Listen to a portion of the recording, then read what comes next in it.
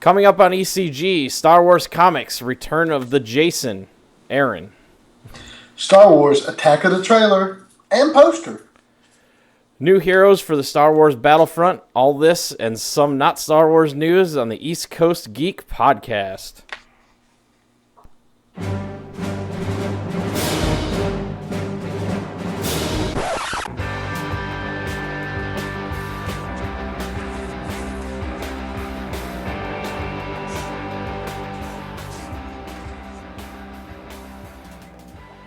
Welcome to episode 42 of the East Coast Geek podcast for Friday, October 23rd, 2015, where we bring you all the latest news on Star Wars and everything else. I'm your host, Jeremy, and with me as always is Opu. How you doing, buddy? Pretty good. I couldn't find a Star Wars shirt, so I'm wearing The Strain, which I've never seen before, but I got it in a loot crate or something. Oh. But it's Halloween, so I think it will pass. Well, it's not Halloween yet, but it's October. It's Halloween month. It may be backwards, but I got my Millennium Falcon shirt on, so I figured that would be good. So we're covering all our bases here. Yeah, exactly. We got Halloween and Star Wars. That's perfect mix. When you do that, you get Jar Jar Binks, and that's what happened. That's the dirty story behind it. Just wait for him to become the big bad, like the rumor is, or the joking rumor. All right. So what have you been up to, man? Well, I continue my trend of playing horror kind of games by playing The Walking Dead Season 1 this week. Yeah? And you liking it so far? I finished it, except for the DLC episode 400 Days. And I got to tell you, Kenny can kiss my black ass. Oh, great.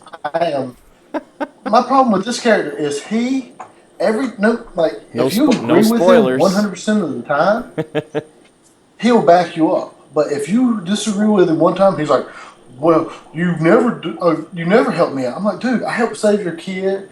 I defended him against everybody. Just because you have stupid ideas and I have to agree with other people sometimes, doesn't mean I don't like you or I don't help you." And it doesn't help that one of his line of dialogues referring to somebody else that saved his life was, "Yeah, well, what has she done for me lately?" No. And then you get that terrible message in the top right corner that says, "Kenny will remember this." Yes, and he's left me for dead before.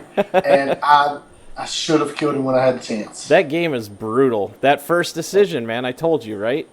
Oh, it's been every decision. Yeah, I know. Yeah. But that first one, it starts you off with a bang, man.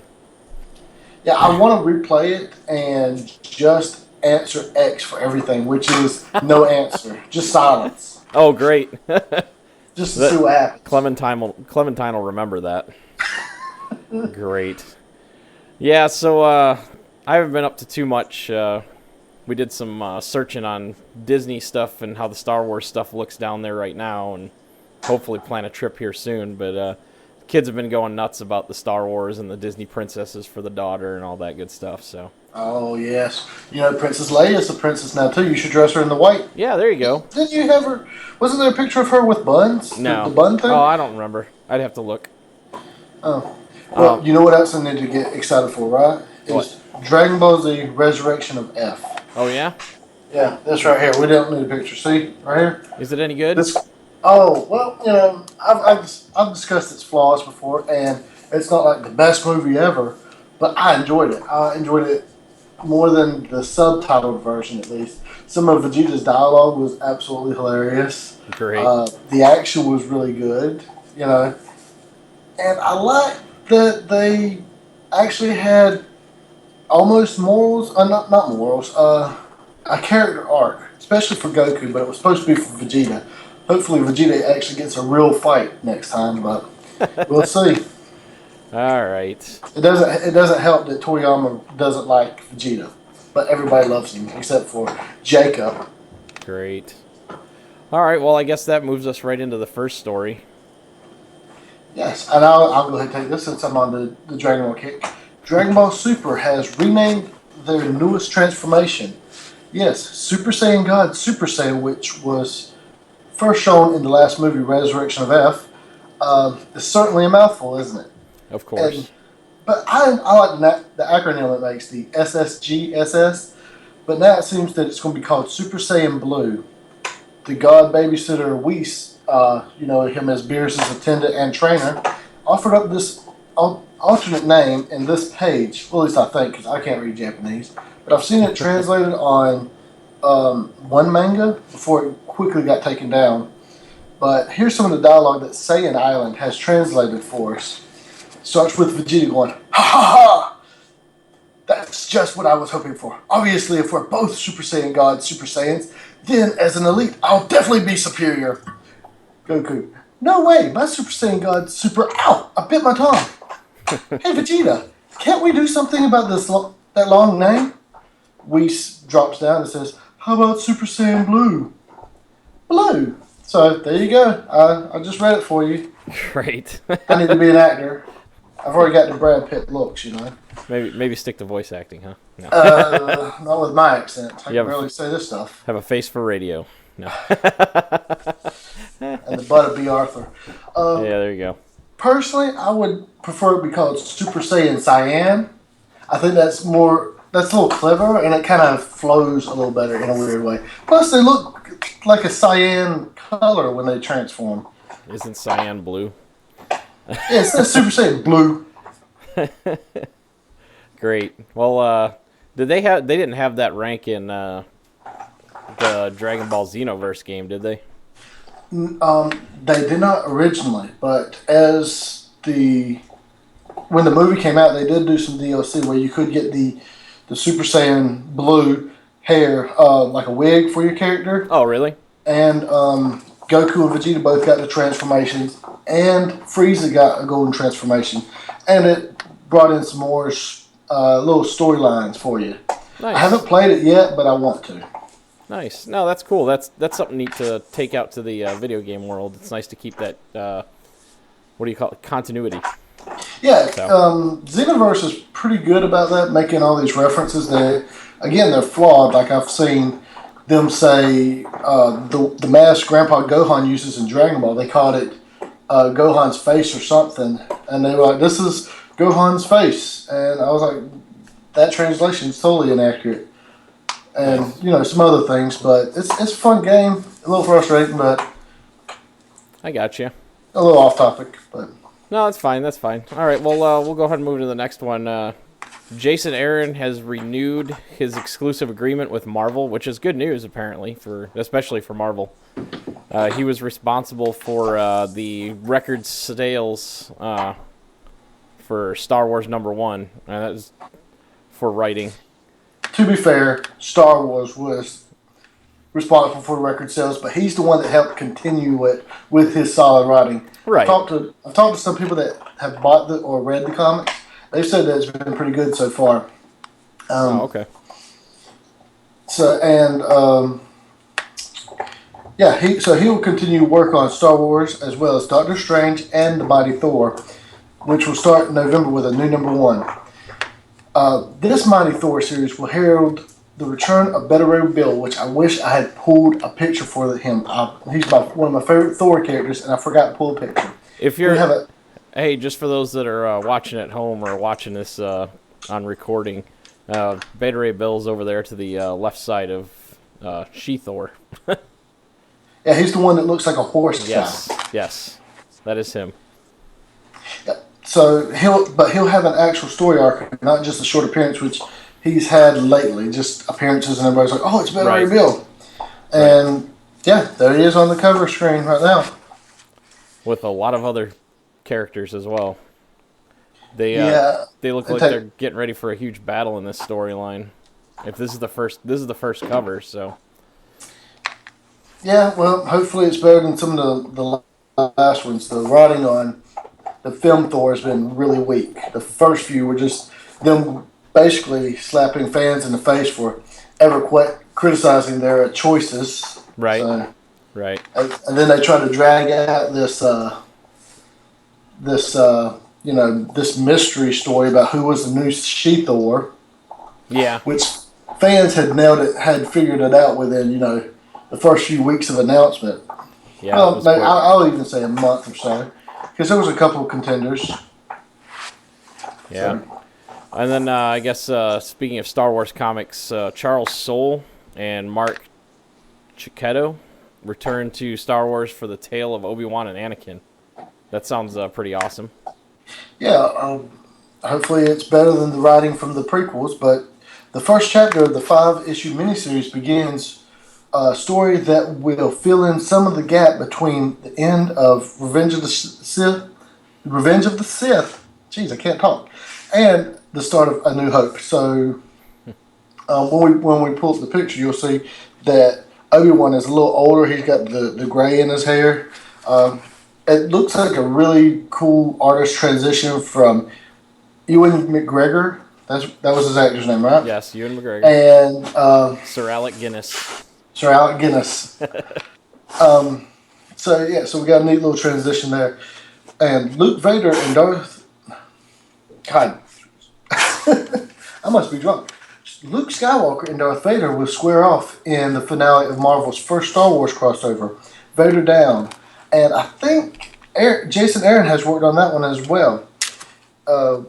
And we will get another lost adventure of Obi-Wan in Star Wars 15. In fact, Vader Down they've just released a preview of like the first few pages. Oh, really? Which, yeah, we'll put a link up on Facebook, after the show, hopefully. Late breaking news. Yeah, it broke just a few hours ago, actually. Oh, okay. And I just haven't had a chance to brief you on it, so a little pleasant surprise for all of us. Yeah, there you go. But, just judging by the art alone of the pages, not necessarily a story for me, it looks good. Vader, yeah. which I've thought about, he's a very difficult character because if you look at his design, just out of context, it's kind of a goofy design. He's got this big helmet, he's got this blinking chest. Yeah. But on screen he's been portrayed well, but in comics, which it's all still framed, it's a little trickier to portray power, authority very well, especially with such a design. Yeah. It's not like Hulk or Thor or anything. So that's one great thing about the Star Wars comics is they've been able to show how imposing and powerful he is.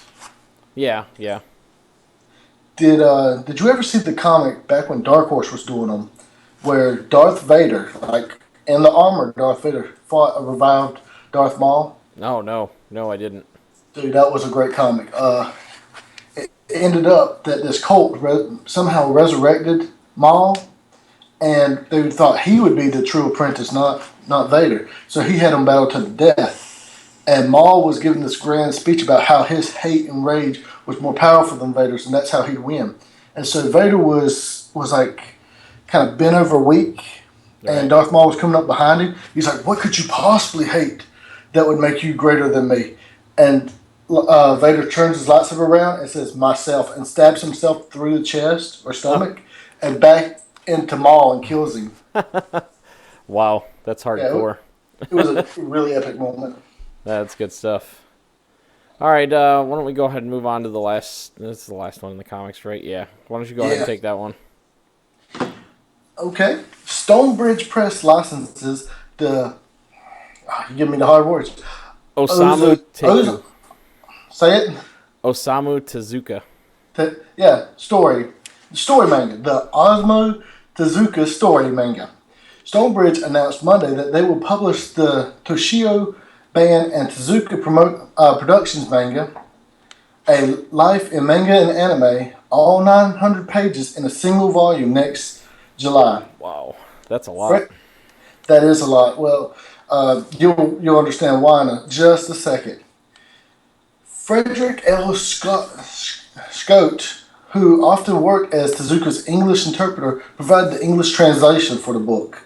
The manga is a biography following the life of Tezuka, a fitting format considering he is considered the god of manga and the Walt Disney of Japan. Those are pretty big titles. Oh, yeah. He is the creator of, a lot of things, but arguably most known for the works such as Astro Boy, Kimba the White Lion, and Metropolis. Kimba the White Lion? I gotta stop you there, sorry. Okay. The picture we pulled up, or that you had, was a comparison between his version and then the Disney version of Simba and his father. Yep. Well, Kimba the White Lion came out in like 1960, Right. and then Lion King came out, 94, 95, 93. And a lot of comparisons were made between the two when it first came out. And so the Disney creators said they had no clue about Kimba existed. But Kimba, Simba, it was like insane how many similarities there were. Yeah, I got you. All right. Sorry. Didn't mean to break your Well, stride. it's all good. Uh, it's always fun to throw out you. His complete works includes over 700 volumes with more than 150,000 pages. Tezuka is known for his imaginative stories and stylized Japanese adaptations of Western literature, with reading novels and watching films that came from the West. His early works included manga versions of Disney's movies such as Bambi. Tezuka's cinematic page layouts, influenced by Milk Gross's early graphic novel, He Done Her Wrong, which he read as a child. It became a common characteristic for many manga artists who followed in Tezuka's steps. His work, like that of other manga creators, was sometimes gritty and violent. Tezuka headed the animation production studio Mushi Productions, Bug Productions, I guess is what it translates to, which pioneered TV animation in Japan. The distinctive large eyes style in Japanese animation was invented by Tezuka, drawing inspiration from Western cartoons and animated films of the time, such as Betty Boop, Mickey Mouse, and other Disney movies. Unfortunately, Tezuka died of stomach cancer on February 9th, 1989 in Tokyo, and his last words were tragically, "I'm begging you, let me work."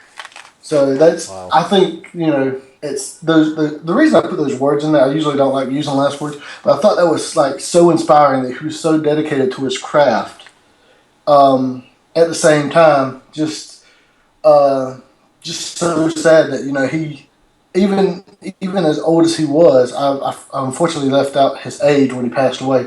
He still had a lot of stories to tell. Yeah, that's pretty incredible, actually. Interestingly enough, I didn't add this to the notes, but he initially wanted to become a doctor because the doctor saved his life as a young child when he got ill. But during his medical school training, he started drawing, and he went to his mother and was like, I want to be a doctor, try to help others, but I also want to be a manga artist. And she told him to do what he thought he would love doing, and so he became a manga artist and became the most inspirational manga artist of all time. Incredible. Yeah, trying to see. Wow, they didn't have it right there on the front. He was born in 28. He was 60. Only 60. Wow. Yeah, only 60. Too soon. Yeah, I would, I mean, you can name, like, Astro Boy was inspiration for Mega Man. You could see, I don't know, you should just see, like, even besides just the art styles, the eyes and everything, you can see little bits of his inspiration everywhere. Yeah. And so it's just impossible to sit there and name everything. But I got if you. you guys haven't seen Astro Boy, at least, or Metropolis, I'd highly recommend them. Wasn't there a movie for Astro Boy coming out soon? There That's was, something we talked about? remember we discussed a new anime for it, which I haven't heard much more about. We saw one little bit of a trailer. There was an American version of Astro Boy that came out, a CGI one, with Nick Cage voicing the father. Oh, okay. And it took a lot of liberties with the anime, but it was still a pretty fun movie, and it's still loyal overall, but it was made a lot more for kids as opposed to the more violent aspects of it in his work. Gotcha. All right, well, let's go ahead and move on to the movies. I know we're going to dwell on this first story for about an hour or so. No. Oh, yeah, probably.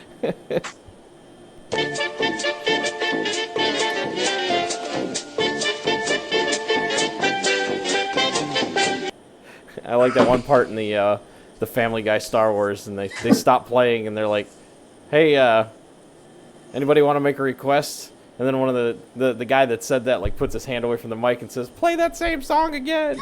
They just start playing it again. I love that part. All right. The over the past week, a couple of things have happened. The first thing happened was they dropped the actual official Star Wars poster, and that's what we have pictured here now on the screen. Very, very interesting things going on here. There's you've got in here. I was gonna mention something. You were saying something about a lightsaber bow staff, but all it looks like is actually she's holding whatever stick she's using, and then that's Kylo Ren's lightsaber behind her. That's all. Is it? Yeah, you see the crossguard down there? But no.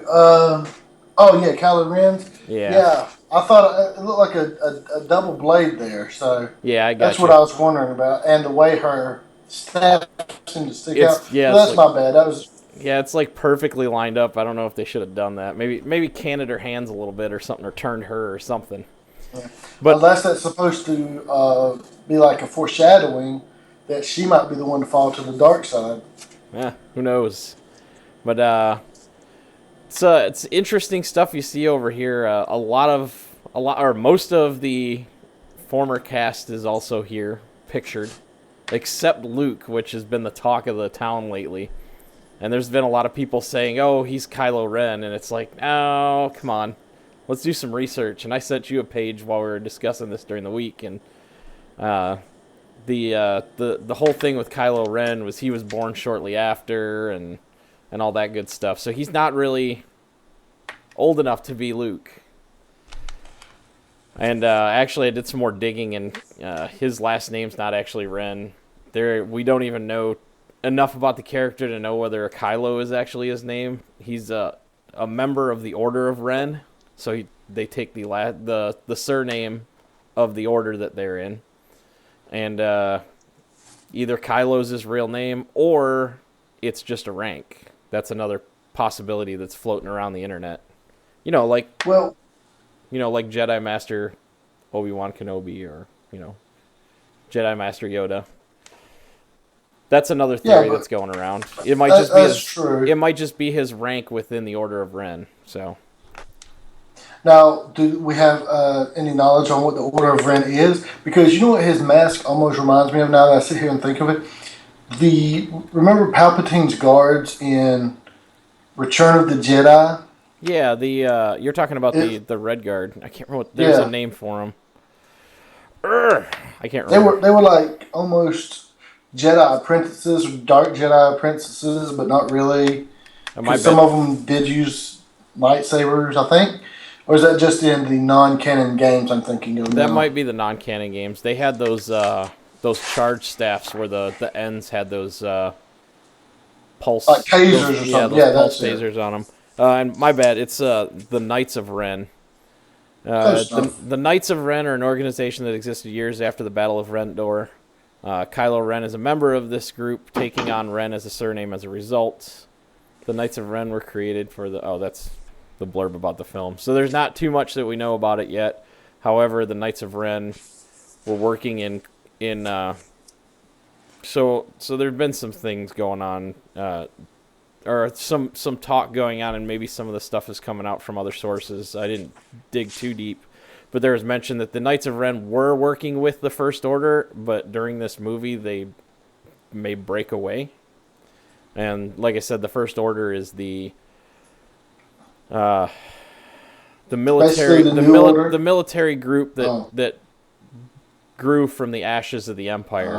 All the noteworthy commanders and colonels and generals within the Empire who survived the war rebuilt. And then they built that neat thing in the top right corner of the movie poster, which supposedly, from what I hear, is actually a ice planet that is armored and armed with that what looks like focusing eye, which is supposedly something that's going to be able to destroy not only planets but not galaxies, solar systems. So it's like a modified and updated Death Star, basically. And it's one of those things with the whole politics and economy within the universe that it's profitable for them to build this, even though it seems like it's a waste of money. And I bet you they learned their lesson from the first few. Well, it would make sense that they would say, okay, well, we need to build something that's the size of a small planet. Why don't we just build it into a small planet? Right. So that way, maybe we won't leave the reactors open and available for teenagers to blow up. Right. Which, why even have that? To be fair, make an exhaust port, 5 meters wide for just one single exhaust port for something the size of a moon. That's really impressive engineering. That he could get it down to that as opposed to 100 or 1,000,000 of them, Right. Especially with something with the output of, of enough energy to blow up a planet. Yeah. Yeah, but it stands to wonder what if that's actually what it is. How are they, turning it where they need to be? Otherwise, they're stuck shooting it in a direction that is on the equatorial path of that planet. Unless they figured out how to move a planet. Well, I mean, again, Death Star was about the size of a moon, so if they can move that mass, and I don't know. I guess I don't know the Force. That's the excuse for everything. And then I saw you noted something about no improvement in tech. That's, I guess, as per usual. It's only 30 years after Endor, so, we haven't changed a lot of things in the last 30 years. Maybe a few new upgrades in our jets and stuff in standard military. So, and they're using ships with laser blasters on them. So they're kind of at the top end. I just noted that as that it seems to be a recurring theme in Star Wars that the tech seems to be stagnant or has very, very slow, because they're using almost the same lightsabers from Knights of the Old Republic, the same ships, as they are using now, which was 5,000 years before. And it was just more of a note than a criticism or anything. If it ain't broke, don't fix it, man. I guess that's true. Since we're going to the trailer, we still haven't seen that much in plot yet, which is unfortunate for, I guess, the first official trailer, right? We did see some. I mean, we now know what Kylo Ren's motivation is. I mean, he said it as much, saying, "I'll finish what you started," when he's looking at Vader's melted and malformed helmet from his funeral pyre. He says, "I'm going to finish what you started." Yeah, so, we got that, but we don't know what. I mean, that's still really vague. So, well, bad guys being evil, man. Well, yeah, true, but and I'm wondering, what. I don't know. I don't know where I'm trying to go with that, but could we have with Han coming and meeting the two new characters, or two of the new characters, right? Which I can't remember names off the top of my head already.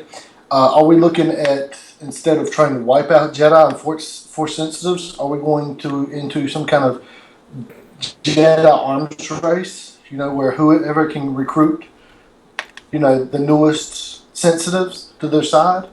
Because we've already seen what just 2 or 3 can do to an entire empire in the original trilogy. Yeah. The black guy is, what is his name? Boyega. His name is Finn. That's right. The female is Rey. So, we don't know what's going on with them, but that scene in the Millennium Falcon was pretty interesting. When he tells them, everything you've heard, it's all true. Yeah. So that's my thing. We've had 2 series of movies, not including, the expanded universe stuff, which is really no longer canon, of almost every time somebody is trying to wipe out the Jedi. So could we get like a plot reversal where instead, hey, they're going to keep popping up. Let's try to weaponize them more. And then, so could Han be trying to help Luke recruit for his, which I'm mistakenly called the First Order, New Order earlier, but wasn't that what he called them in the original books, the New Order of the Jedi?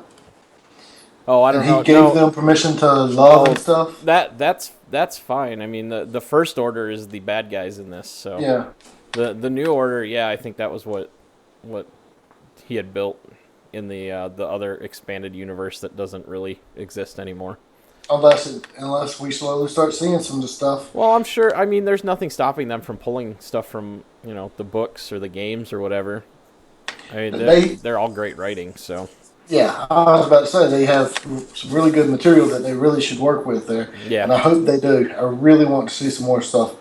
Um, Well, and I'm wondering, oh, go ahead. well, to finish, we saw Tie Fighters chasing after the Millennium Falcon, but I was wondering maybe this is, instead of this being the First Order versus the New Order, maybe we still have a three-way tie, or a three-way battle. We still got maybe the remnants of the Empire aren't all under the First Order.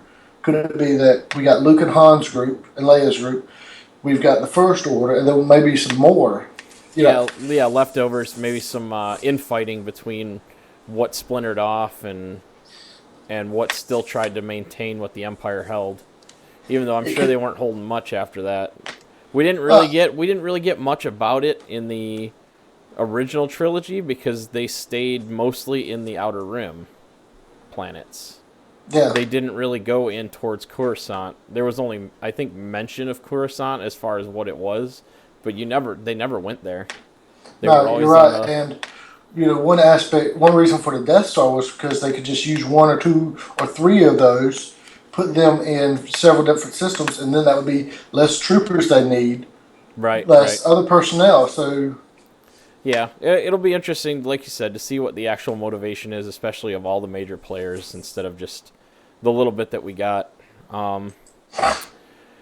There's other interesting things, and I didn't actually get a chance to do it, even though I told people to do it. I wanted to sit there and watch the preview a couple of times without the music and the audio in the background, so that I could concentrate on the visuals, because I think John Williams is amazing, and he really distracts me with his music. I get all tingly when I hear all that Star Wars music. They did a really, really good job on the presentation of the trailer. One of the interesting things that I was hearing as I was listening, though, is Finn mentioning that he doesn't have anything to fight for anymore, or he doesn't know why he's fighting. I can't remember what the exact line is, but that's interesting. Does that mean that there's some turmoil within the First Order's ranks? Is it further splintering? And like I said, the hints that Kylo Ren might be going rogue from the First Order. Now it kind of throws it in there like, we've heard that Captain Phasma, supposedly, the shiny armored trooper, supposedly was going to retrieve Finn. Is it possible that the Captain Phasma is actually trying to go after Kylo Ren and trying to rein them back in if they do splinter off? But like I said, we don't have too many details on that, just ramblings here and there. It'll be interesting to see everything unfold. I'm really excited. I can't wait. And apparently a lot of other people can't. Oh, are they? Well, real quick, we're throwing around all these speculations. I was thinking, man, this is really a lot of theories for just one film. And then I keep having to remind myself, oh, yes, this is one new trilogy. So every single one of these threads could possibly be something. Yes. And we don't have to say, oh, well, it was cut for time. No, it doesn't have to be cut for time in a trilogy. But you're right. A lot of people were excited about that trailer. The trailer, or more accurately, the ticket pre-orders, pretty much broke the internet that night.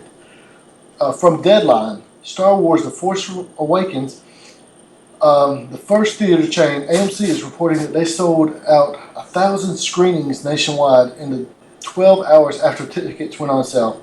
Second, IMAX is reporting that tickets for IMAX screenings have made $6.5 million domestically, breaking previous IMAX records. As Fandango's statement reads, we've already sold 8 times as many tickets as we did on the first day of sales for the previous record holder. While there's no official number yet, one can somewhat gauge the massive success of Star Wars by looking at the record set by The Hunger Games, the film that broke the records by selling out 2,000 showtimes, as reported by Entertainment Weekly back in 2012. One of the things that I read was that with the numbers that they've been putting out, a lot of people, or a lot of the critics, or not critics, but the the fortune tellers of the internet world are predicting that we'll possibly see a $600 million weekend for the opening weekend. I don't think that's far fetched. I, we saw with Jurassic World, what was it, 215 million? 215 and Avengers 2 was 190 or Avengers was 196 or something like that. Yeah, so no, I don't think that's far fetched at all. Look at, especially with the confidence people have in this new trilogy as opposed to George Lucas's, So, you know, trilogy. so a couple of the guys at work and I sat down and did a little bit of theorying while we were on a break. And if you think about it, just recently Disney brought the original trilogy and the new trilogy to China for the very first time ever. Oh, yeah. So they now have exposure to Star Wars. Hopefully for Disney that hooks them like crack. Factoring in China and every other country in the world that's going to want to see this. I mean, France is getting it first on the I think the 16th or 17th. I can't remember.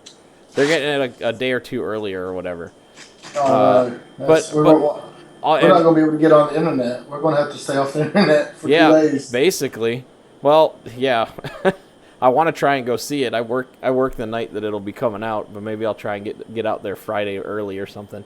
Even though it'll probably be crowded as all get out. But anyways, I have a feeling that with all those things factored in, the fact that if it earns $600 million in the first weekend, I say they easily break $3 billion at box office. Remember, they're not going to be in for 4 weeks. They've said they are going to be in theaters for 6 weeks.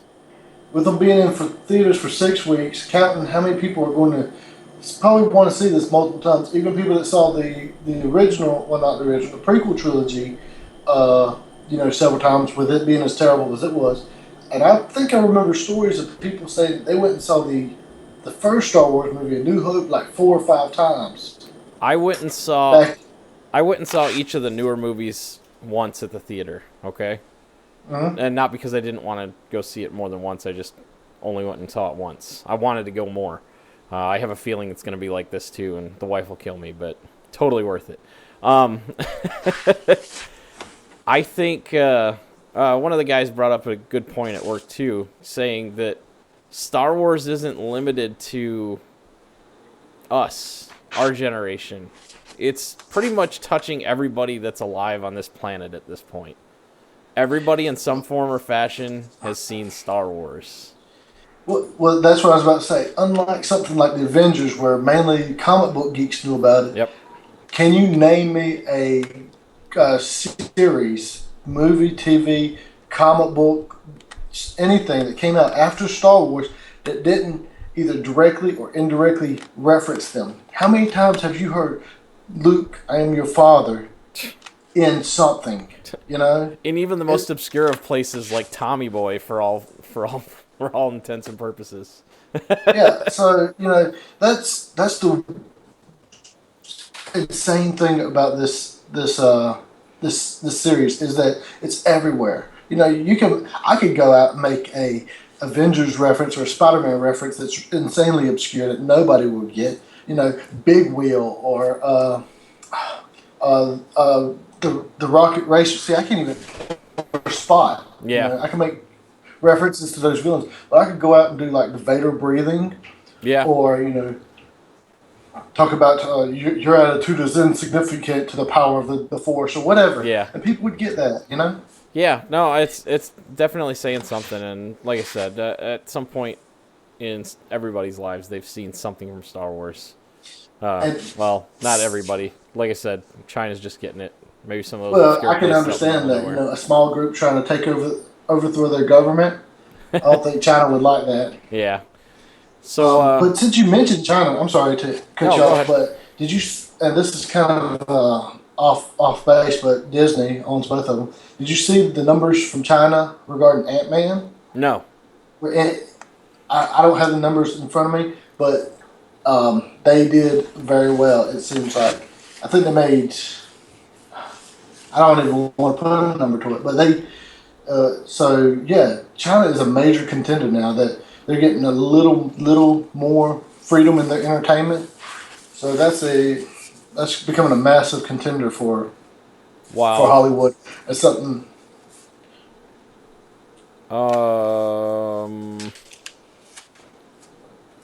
It looks like it says Marvel has reached 289 million,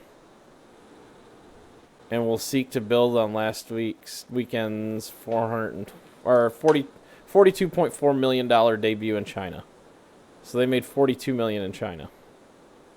Which they were. I don't think they were expecting that. I was thinking about 60 million, so I was a little high. Yeah. But well, that's still a lot, though. I mean, yeah, for Ant-Man, yeah, really, yeah, you know. But yeah. So I guess it also says that those that missed out on tickets can take solace in this statement from Fandango.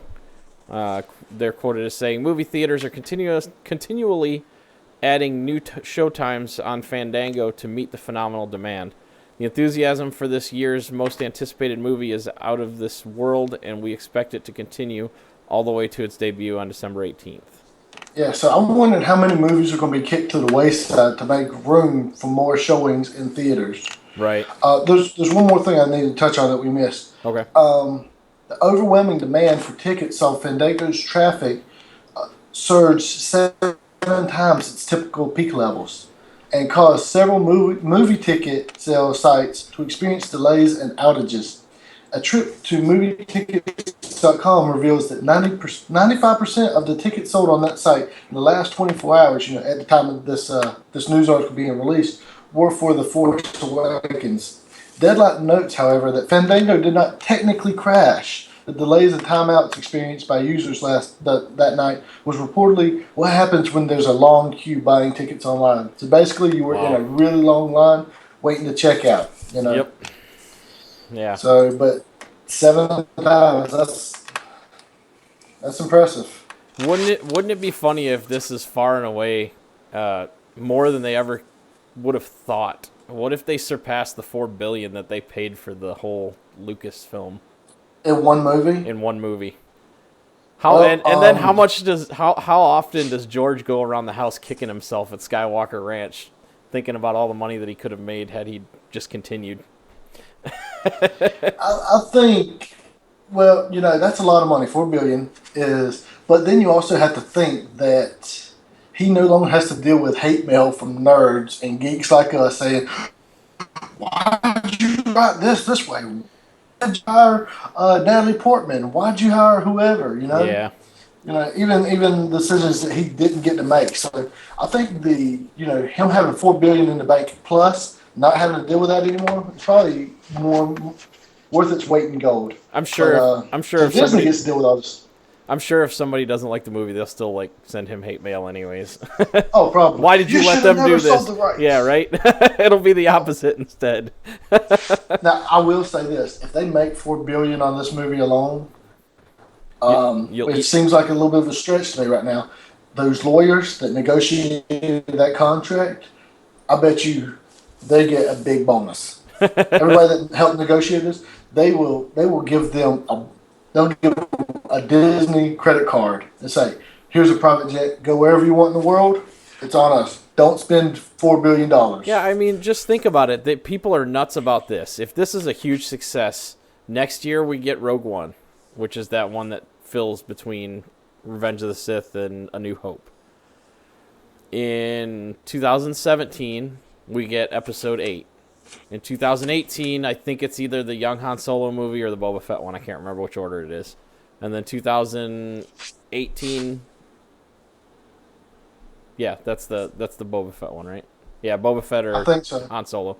2019, Episode 9. Just think, even if they make it back in 2 movies, that's still amazing. If they make it back in 2 movies, that's outstanding because they're still working on trying to pay off Marvel. Not that, paying off the check they wrote to Marvel. I think they've just now paid it off just in movies alone, not counting merchandise sold and yada yada yada. Right. But so if they make it back in 2 Star Wars movies, and then everything else is money in the bank, basically. Yeah. Yep.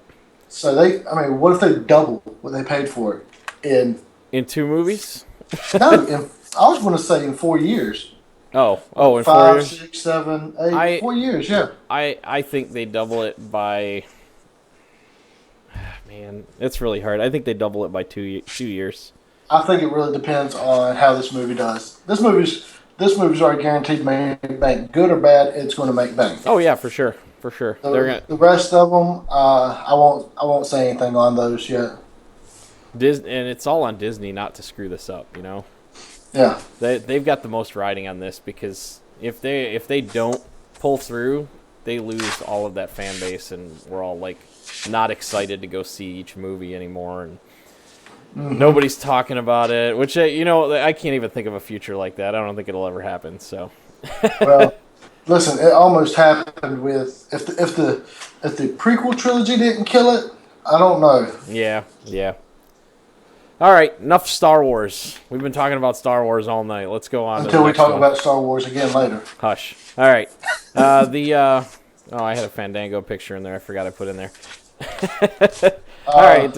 It doesn't matter. All it was the Fandango F. All right. Ratchet and Clank's official trailer was released, and pretty incredible. Really good animation work. It's kind of like it's the same technology they use for a lot of the cutscenes and stuff. Anyways, they just continue to use the same thing. Which don't get me wrong, it is beautiful. Anyways, I mean, good old Ratchet here looks awesome. Him and his Quark card. I really like the animation overall style, the look. Yeah. They've got the personalities exactly like they were in the games. They've even referenced some of the weaponry, so that's going to be fun. What annoyed me about the trailer is that they basically rehashed the same. Oh yeah, you got to be trained, or you're not qualified. They kept using that. It seemed like that same dialogue over and over. Yeah. I was like, well, either you cut the trailer shorter because it was like a 3-minute long trailer. Yeah. It's huge, or put something else in there. I know you might not want to give out too many plot points yet, even for a Ratchet and Clank movie. And I think we can figure out most of it, but yeah. And I'm especially excited they brought the voices back. Yeah, that was what I was wondering. I was gonna ask, and it's been a while since I played a Ratchet and Clank game. They had really good voice acting, and that was what, PlayStation 2, right? Yes, I think Ratchet and Clank started on the PlayStation 2. It was a good series. I really liked it. I guess that's considered a platformer, right? Basically. Yeah, it was like a platformer shooter. Yeah. Really. Yeah. I liked all the little puzzles. You got to use Clank the right way, and the helicopter Clank and stuff like that. Yeah. I didn't get into Ratchet and Clank until like the second or third game. Oh, okay. One, I didn't have a PS2 at the time. I don't remember when I bought my PS2, but I looked at it and I was like, oh, it just looks like another Jack and Daxter type of game or whatever. And I wasn't a big fan of Jack and Daxter overall, but then I got into this game and I absolutely loved it. Didn't this come before Jack and Daxter, or was Jack and Daxter first? I think Jack and Daxter was first because Jack and Daxter was one of the first releases for the PlayStation. It was like one of the launch titles. For what, PlayStation 2? Yeah. 2001 for Jack and Daxter. Yeah, 2002 for Ratchet and Clank. Wow, amazing too. Naughty Dog worked on it from 2001 to 2013. And they're not doing any more Jack and Daxter, right? I think they're not going to. They've quit doing any of these kind of games, really. They're focusing on their serious stuff now, but I guess they needed to take a break from it. Huh. Maybe they've run out of ideas with Jack and Daxter. I mean, they had Jack 1, Jack 2, Jack 3, Jack X, and they had a Daxter game. It said there's one coming, or there's one for 4. Yeah, Jack X was the driving game, I believe. No, a Ratchet and Clank. I'm back on Ratchet and Clank. Oh, yeah. Come on. Ratchet and Clank. Yeah, there's a new Ratchet and Clank coming out. I think, okay. I think what I meant to say is I think the Jack and Daxter series is pretty much just pushed to the back burner right now. Oh, okay. Between stuff like Last of Us and everything else. All those other crappy games that PlayStation makes. I won't say nothing. I want to get a PS4. The artsy-fartsy games like that one annoying kid yelling at the PlayStation. That tech demo of that one game. What was that one? Was that that wasn't the Last Guardian? The Last Guardian? I don't understand why you hated that. It was awesome. It was annoying. It was beautiful. The kid would not stop yelling. All he was doing was yelling. And he was sending commands. He was just saying the same thing over and over again. Because he was trying to figure out the puzzle of how to get the Last Guardian to move. But he was he was saying the same word over and over again, and it was doing different things. That's saying the same word and doing different things. That's not a command. There's sometimes the same word means different things. Great. It looked too artsy for me. I'll play it for you, and I'll feel like the sophisticated one. All right. Anyways, back to Ratchet and Clank. Okay. There are celebrities. John Goodman's in it, I know. Okay, cool. So, yeah, but hopefully they're just newer characters and don't replace anybody that was originally in there. Unless, some people usually, they might not be able to make the sessions, or they might be sick or something. So it's understandable, but right. As long as they put forth the effort to get the original guys, because that's what everybody loves. And they know the characters by now. They've played them enough that they have their inflections down right like they need to and everything. Right. All right. Let's go ahead and move on to the last one. This is really interesting to me. And probably for the wife, too. She's a big fan of The Wizard of Oz. NBC new show coming up, probably next year? Does it say? Yeah, I think so. It was originally slated for 2013-14 season. So, yep. All right. So Emerald City, NBC show, has cast Vincent D'Onofrio, none other than the world's kingpin, as the Wizard of Oz. I guess he's kind of suited for that in a way. I guess, but is he going to have a change of heart at the end, or is he just going to be an evil bastard like he was in Daredevil and start crushing skulls? Well, here's the interesting thing, which I was like, well, I know he's an actor, so he can play different roles, but now we're starting to think of him as the Kingpin. So this is what the Hollywood Reporter has said. He will be playing the Wizard of Oz in NBC's upcoming 10-episode miniseries, Emerald City. Described as the enigmatic leader of Emerald City, he will play a man of science in a world of magic. He rules through inspiration, fear, and a tenuous accord with the Grand Witches. That sounds really familiar to me. Like Daredevil? Yeah, like in Daredevil. So I thought that's where you were going with that. Yeah. The series obviously won't be a strict adaptation of the classic tale either. Emerald City will star true detectives Adria Arjona as the 20-year-old Dorothy Gale, who is transported to the land of Oz alongside her canine police dog. THR describes the series as featuring competing kingdoms, lethal warriors, dark magic, and a bloody battle for supremacy. Great. That sounds interesting, actually. Though she's a cop. Yeah. That is an interesting take. She's just dropped in the world. Did you see that? What was the name of it? Tin Man.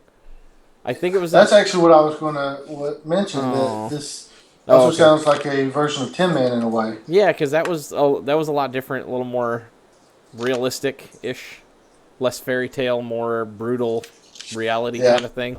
Which was really, the wife and I really enjoyed that. It was actually pretty good. I don't remember if we actually finished it, but I think Neil McDonough was in it. Oh, don't ask me that now. I don't. Yeah. That was forever ago for me. You've seen Band of Brothers, right? Yes. You remember Buck, the guy that got shot in the butt twice?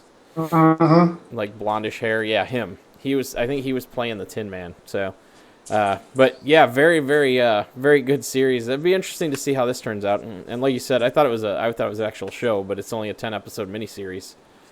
Yeah, well, obviously they can't have him for too long. I mean, he does have to get back to Daredevil. Yes, he can't be doing other crap. Though, we're still questioning what he's actually doing in season 2. And they're almost done with that, aren't they? With filming season 2, I thought they were underway with that already. I think they're already filming. They might be wrapping up soon. Yeah. We got Jessica Jones coming soon, which we'll talk about in just a second. Yeah, I know. I want to too. We'll throw it at the end. Yeah.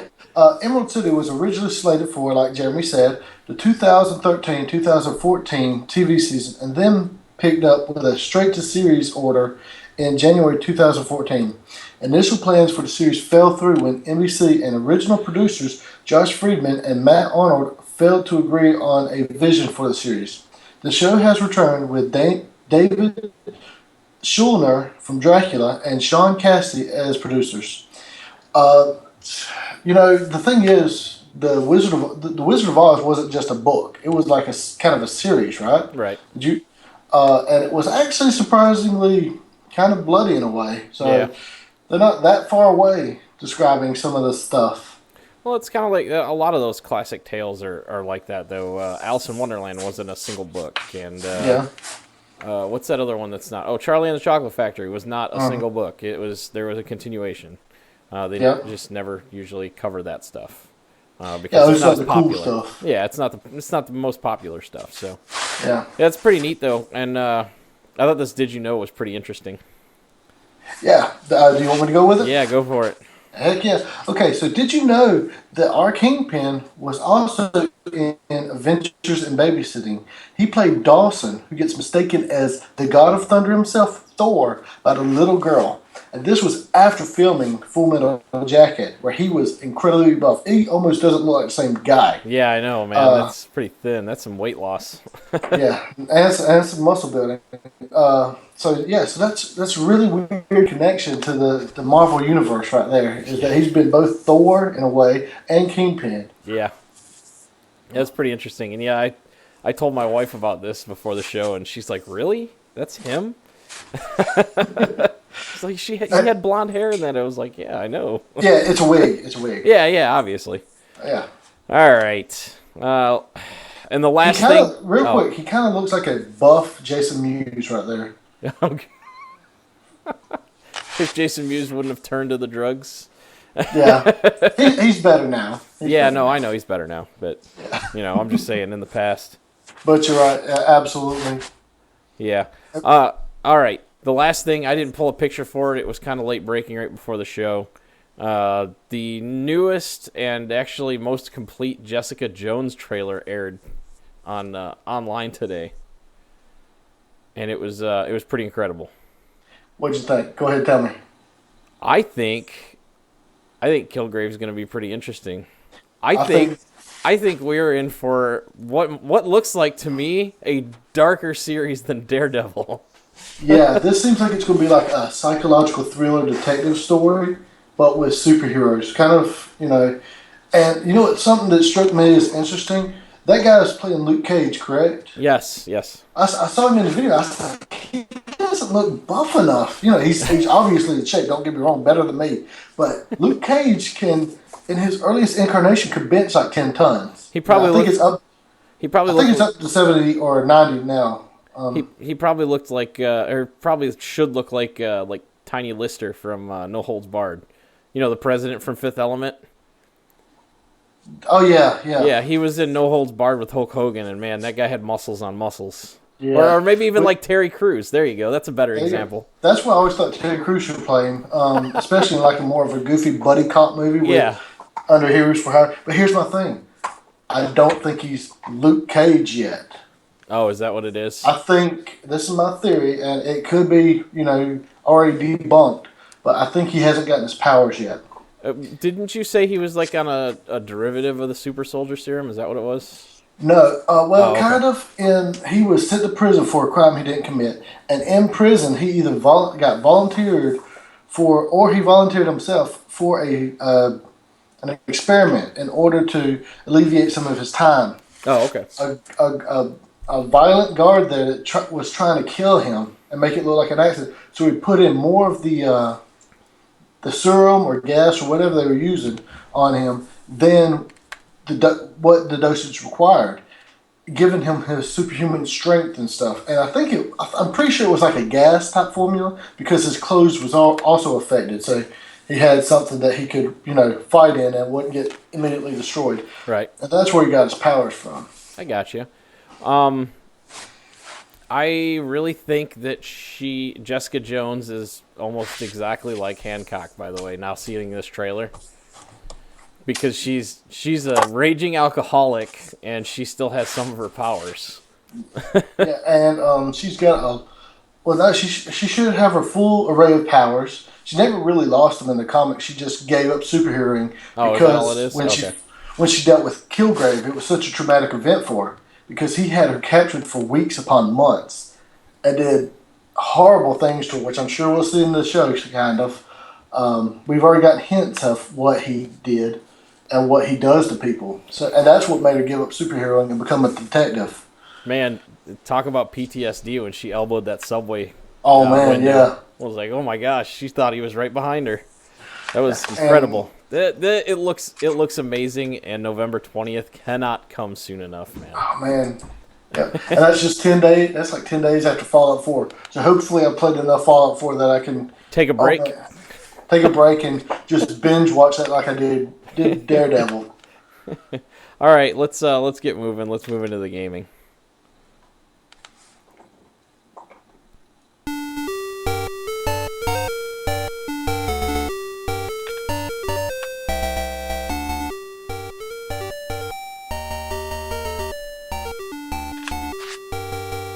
Dug that one out of the video gaming vault. That is the Atari Star Wars opening. Yeah, that brings you back. Even so far back, I didn't even play that, but I knew it. Oh man! if you had ever watched you should watch JonTron's Starcade series, by the way. Oh, okay. I'll take a look at that. All right. The first thing we got in here is the new playable heroes have been announced for Star Wars Battlefront. It's a pretty neat looking picture with Han Solo surrounded by troopers. We've never seen that before, right? No. It's completely original concept right there. Unfortunately, he's on Endor and he's not wearing the right costume. But that's the last time I'm going to pick on him for that. All right, the first one we got is Princess Leia, and her abilities are Trooper's Bane, which she can. It's her charged ability. She can basically instantly kill a couple of troopers or something like that. The enhanced squad shield, which is basically like the squad shield bubble that the regular troops can have, but I think it's bigger and more impenetrable from the outside. I don't think you can actually move into the sphere of influence, so it's like a impregnable fortress for a few seconds. And then she can also call in rebel supply drops. Now that would be interesting, considering that supply drop game in the beta. That's exactly how it's going to work. It's going to drop probably one of those pods or something similar, and then drop those power ups. Hopefully near her. Yeah. She could probably designate a spot for it, which would be interesting because she could kind of find a high vantage point and see where they need it, or it can be coordinated through voice chat. Yeah. The next one they added was Emperor Palpatine, and he's looking mean with his bad self. He's got Force Lightning, yay. He has Chain Lightning, which does more damage and jumps to other troops around. Basically like a daisy chain. Right. Imperial Resources, not unlike the supply drop from Leia. And Force Dash, he's going to be zipping all over the battlefield really, really fast. It's kind of neat. It's going to beat his waddle, isn't it? Yeah, right? And finally, Han Solo. He has his rapid fire ability, which he'll be able to, obviously shoot faster. Lucky Shot will be basically like a... shooting Greedo?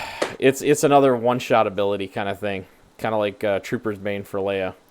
And then his infamous shoulder charge, which is basically like similar to the Force Dash, but, pushing people out of the way as he runs, does damage on the way. It's kind of neat. But, that's one of those iconic moves. It'll be interesting to see how it's actually done.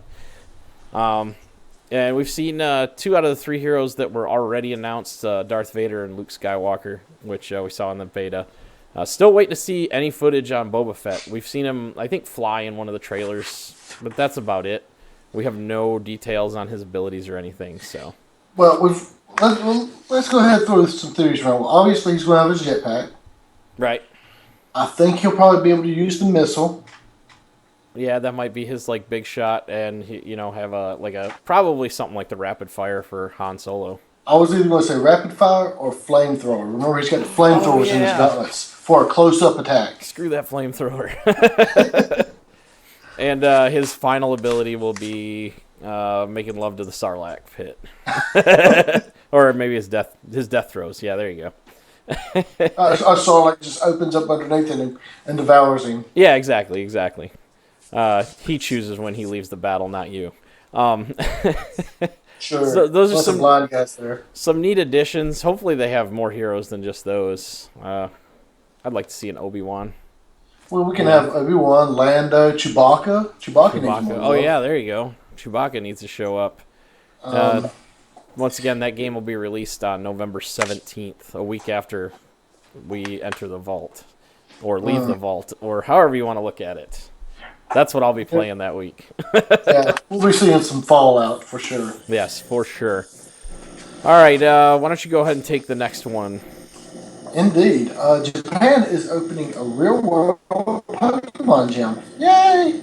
Pokemon fans in Japan, of course, will soon get to visit a real-world Pokemon gym. The gym, which its creator, Sanyoas, that sounds Spanish, I don't know.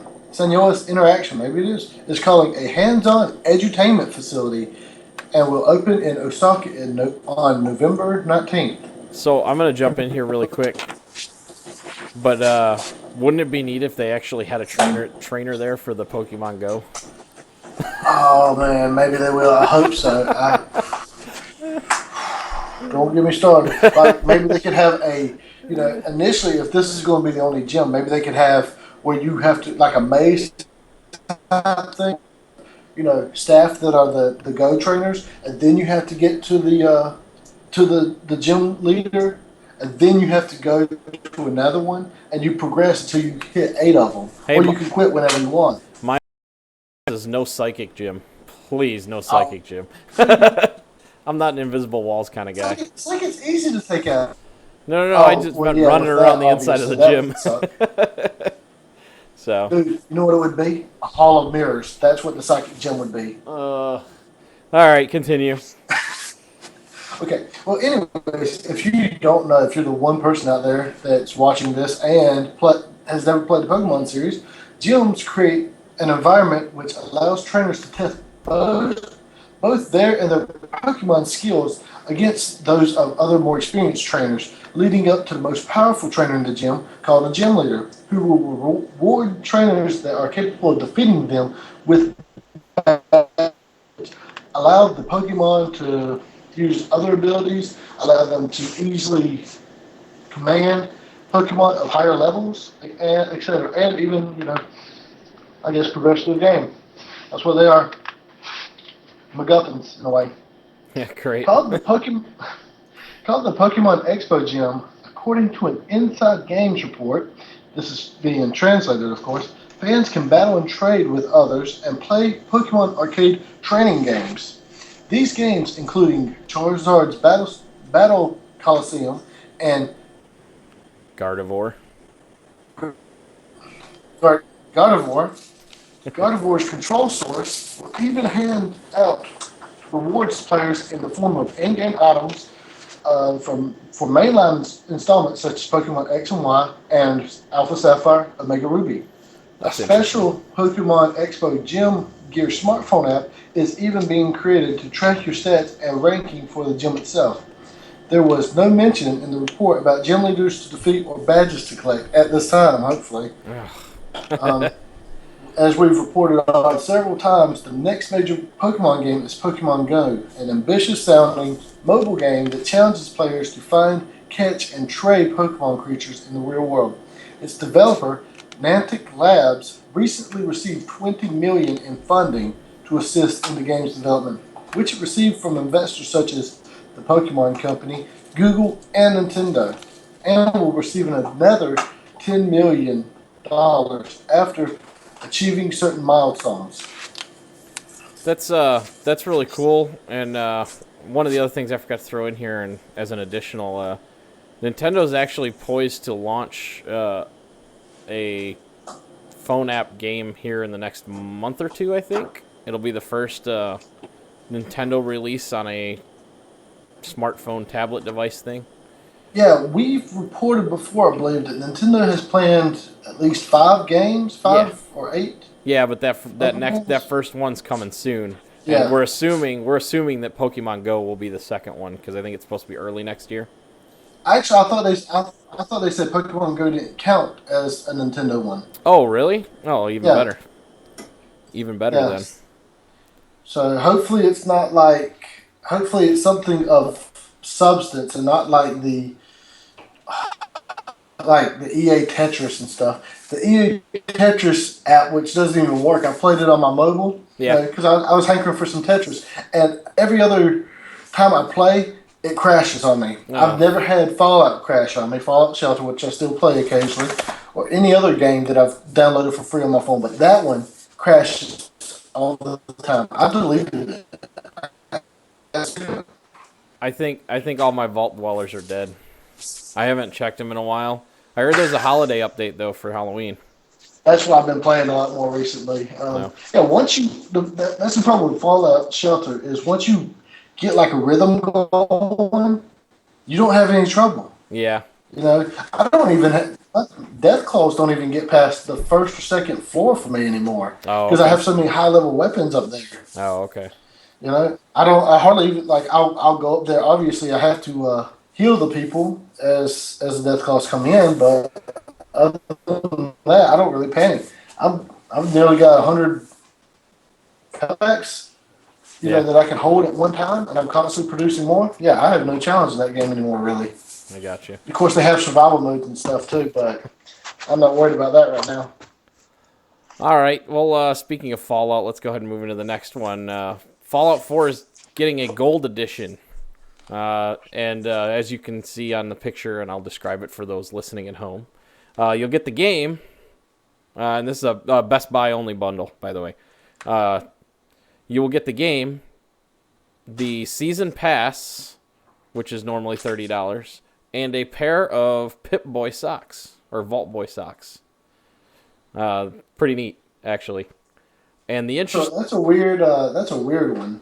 The interest. Yeah. Well, I don't know. It's like the things in Loot Crate. The socks are kind of popular. I like my Groot socks, even though they're kind of. Yeah, tough. I mean, I'm not saying it's bad. I mean, I'm sure they're comfortable. I wear my Groot socks all the time too.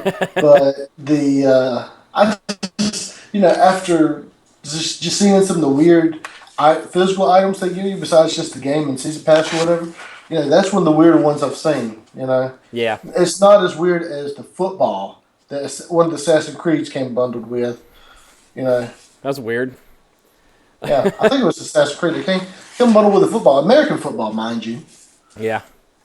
So, with all three of these things, so the base game, the season pass that's usually $30. So the game's $60, the season pass $30, and a free pair of socks. It's still going to be cheaper than the regular version, and then buying the season pass because it's only going to cost $85. It's $5 cheaper. At least, You're saving $5, and like I said, depending on whether or not you go through Best Buy or not for the Gamer Club Unlocked, that's another 20% off. You're saving a lot more money, which I may have to actually go see if I can change my pre-order. And all those people that are going to call me out for pre-ordering, I told you the only time I pre-order is when Best Buy decides to give me a $10 gift certificate or a pair of Fallout socks. Well, we bash pre-ordering, but I will pre-order when I think it's a quality game. Like, I've had fun with Fallout 3. I bought that years after the game came out. I really enjoyed Fallout New Vegas. So I'm pretty sure I'm going to enjoy Fallout 4. So I'll pre-order it. Like the Pokemon games, I'll pre-order those because I know I'm going to enjoy them. And it's going to be hard to get them in the first few days. And it's going to be hard to get them in the first few days, usually. It always is. With something like Battlefront, which we haven't seen a Battlefront in 10 years? Mm-hmm. Something like that. So, the last one came out for Xbox, right? No, PlayStation 2. So, maybe the Xbox or Xbox 360. I don't think it came out for the 360. I'm pretty sure it came out for the Xbox. Oh, okay. I never had one of those, so. Okay. Well, it was within the same PS2 and the Xbox were out at the same time, more or less, I think. Yeah, I think the Xbox hit the scene a little bit later, but... A little bit later, but, it was within the same generation, is what I'm trying to say. And I think, I just don't know. I can't trust a company like EA, Bethesda, I can kind of trust them. They took some guy's bottle caps for a payment. Yeah, that's pretty awesome. Yeah. That is awesome. Just think of all the money you spent on the beer. Well, you know what? He enjoyed himself with it, and he's going to enjoy himself a lot more. So Yeah, good on him. But yeah, you're absolutely right. This is a way better deal than the Star Wars one that EA's releasing, where they're just gouging you for money. Yeah. You know, there's no option to buy the. I was looking at the different options for Battlefront on Origin on the PC, and you can buy the regular edition at $60, the edition that comes with the, I think, 2 additional weapons and 3 emotes for $10 more at $70, or you can also add on the season pass, and actually pre-ordering the full game and the season pass at the same time is actually going to run you $120 because of that 10 additional for the stuff. It's like, why? Well, and here's the thing: the weapons, the emotes, yeah, can be earned in game. They just give them to you for free. Yeah, for free. They just give them to you without any effort besides you opening up your wallet. It's like the Battlefield shortcuts. Yeah, that's all it is, and that's fine. But I don't know. I wash my hands of this. Yep. Let's go ahead and move on to the next thing. We got 2 more things to go here. Heck yeah. The first one I'll talk because I actually played this a little bit today and over the past couple of days. GTA Online released a new major content patch, which, man, good on Rockstar for supporting that online mode. I'm still in the corner of thinking that they could just develop online and continue to update that and make it the thing, or make their next title a complete online thing, because there's still missions, and you could always cut away to missions for single player or something, and you can always play in a lobby by yourself. But lately, with the stuff they've added, like I did community goals today, which the whole lobby, it was amazing, because usually in the lobbies people would just drive around and shoot each other on site, which really stinks. But I rolled up on a guy who was driving in a chromed out Mustang looking car, and I had my red and black Mustang pulled up behind him, and we were chasing after somebody else. They had made a game mode called it's called Slay the Beast or something like that. One player out of the whole lobby is picked as the Beast, and he disappears from the map, and every time he hits near a landmark, he highlights on the map for like maybe 30 seconds so you can get to where he's at to try and track him down. The guy we chased around the map for 30 minutes actually finished, and he got about 34K for avoiding everybody. It was pretty neat. He killed a couple of people that tried to get him, so good on him. But they've been doing a lot of stuff to develop that community and make it a lot better than it was to begin with. And this new update, the Lowrider update, happens to add two new vehicles, the D-Class Moonbeam van, which allows you to fire 2-handed weapons out the back, and I think the side door as well, the side sliding door. It looks like an old Astro van. It's kind of funny. Or, Astro van, that's the right one. They look like basically like the Cube, but the little van, the Cube.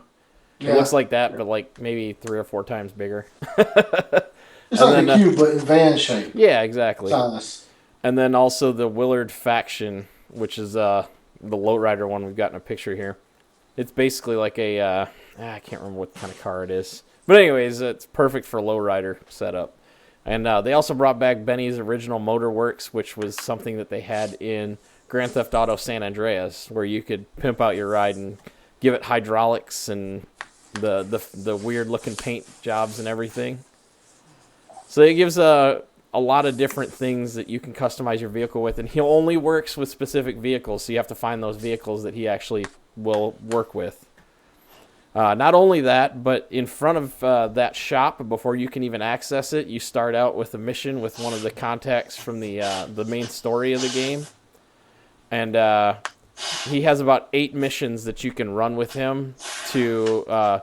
he wants to be the new king of the street in the Lowriders, so he basically has you pit the 2 Hispanic gangs in the city against each other in some missions. It was really, really fun, and they are multiplayer missions, so anywhere from 2 to 4 players that you can do random match and all that stuff. All you have to do is queue up for the mission in the little marker.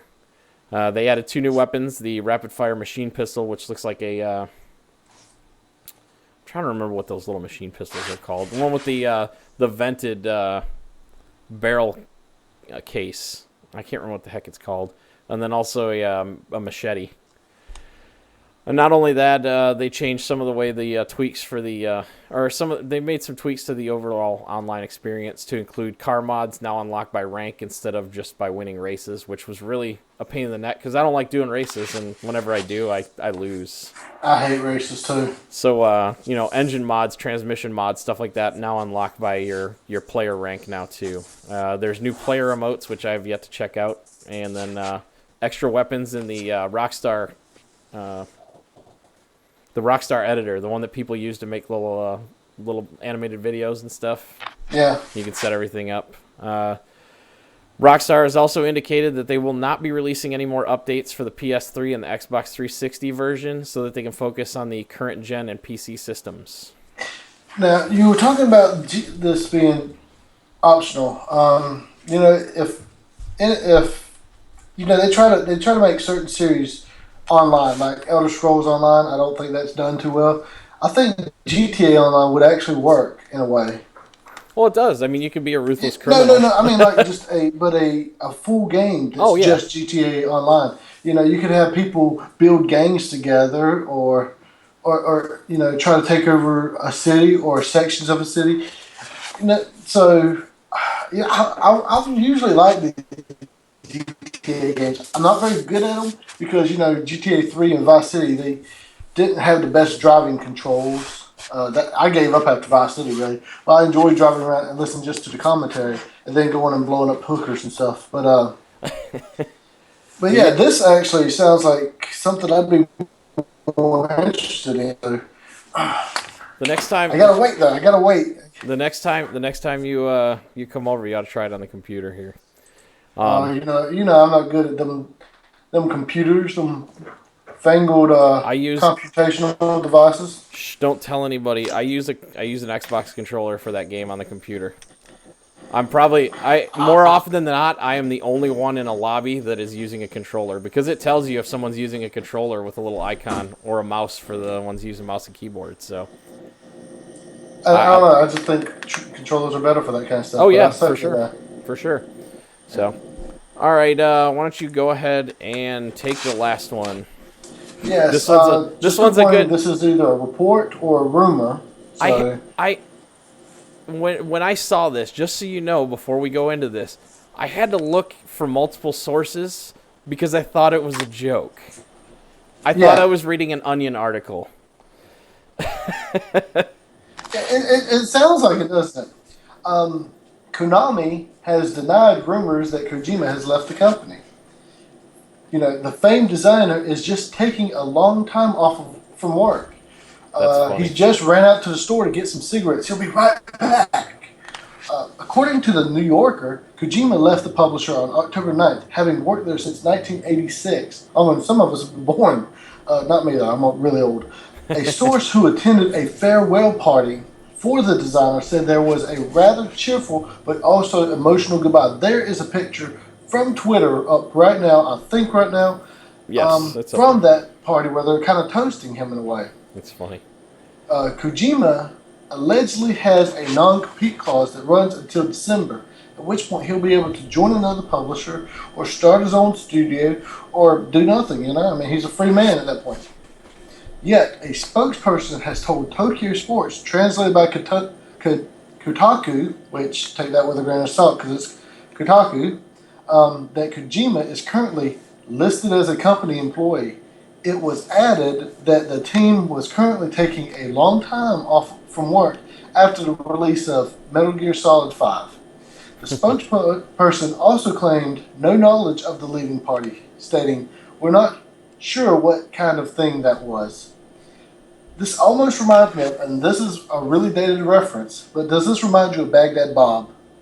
Oh, exactly.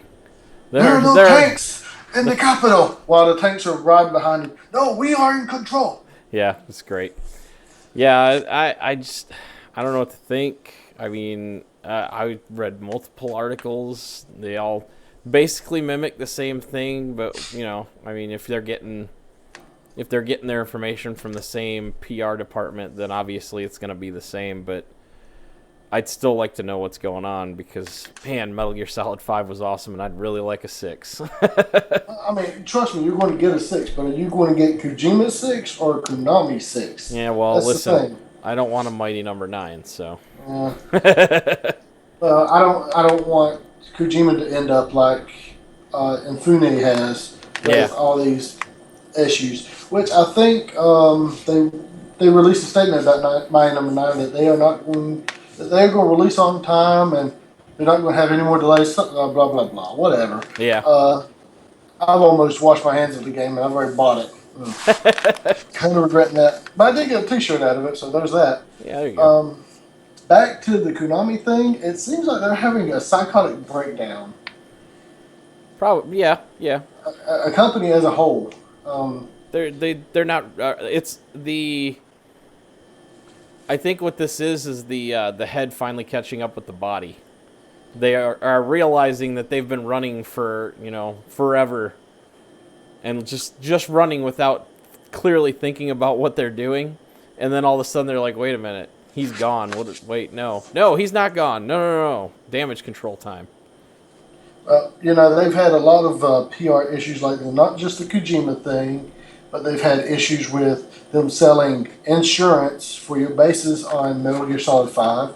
They've had the saying that they're not going to make for consoles anymore. Yep. They've had the PT/Silent Hills thing, and not to mention they immediately turn around and make pachinko games for them, which somebody tried to defend them online, saying they make more money from pachinko games than they do from making video games. And you know what? Sell off the video game section to somebody else that will make the games. Just make sure that you leave it in your contract that you can still make pachinko games based off Silent Hills or Metal Gear Solid or whatever, and let somebody else handle it. If let Kojima handle it. Yes, let anybody handle it. Gosh, I would almost trust Sega more right now. You mean Nintendo? Aren't they owned by Nintendo?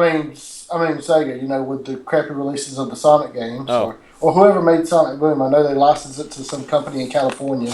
Yeah, and whoever's animating the show, which I will give them credit, Sonic Boom has some pretty clever writing, but they cannot animate water. The reboot from the 90s had better water animation than they have in this. They gave it to the same people that did the Arkham Knight port to the PC. Yeah, there you go. Oh yeah, that's probably true. I don't know. What do you think? No, I don't know. We'll let's see what happened when December rolls around. We'll see what we're reporting then, because I don't know. I don't want to think about it anymore with Konami. We've talked about Konami for the better part of the last 2 months. Yeah, I think we just about need to make a new section called the Konami Corner, or what have you. Well, I guess if anything, there's no such thing as bad press. I don't know, with as fickle as gamers are sometimes. Yeah. Yeah, well, them pachinko guys think it's pretty good, so it's all good. Yeah. Whatever. All right, well, that's all we got. Thanks for listening, and please leave us feedback on our episodes on iTunes, Stitcher, and anywhere else that you can get our podcast from. And please like, share, comment, and subscribe on YouTube, where we are currently talking to you. Yes, you can contact us at ECG_podcast on Twitter and our Facebook page, www.facebook.com/ECGpodcast, or our email address at ecgpodcast@gmail.com. Also visit us at our webpage, www.stasisgeek.com. That's STASISGEEK.com. Or, like Jeremy said, post a comment. We'll probably read it, because we like to read, and we like attention. And I just want to do a quick shout out to your wife for doing our new logo, which you can see behind us on the stream now and all over our pages now. Yeah, you have our glorious faces in the way at the moment, but yes, for the most part, you can see it in our background, and you can see and it's really colorful and shiny. I like it. Yeah. And she makes my beard look a lot more majestic than it is right now. I don't know if I need to keep the chops or not. Yeah, and the good thing about that too was when I went and did the lettering on there, I actually learned how to use GIMP a little better. So now I know how to do text on circles. It's great. We've all grown better from this, and you've got arm hair too. Oh yeah, You're yeah. like a real man now. Yeah. I don't know why that was missing before. It was a artistic error. There you go. I guess. Don't worry, I'll beat her for that errand. All right, and that closes out our Super Star Wars episode, and we'll be back next week. Until then, may the Force be with you.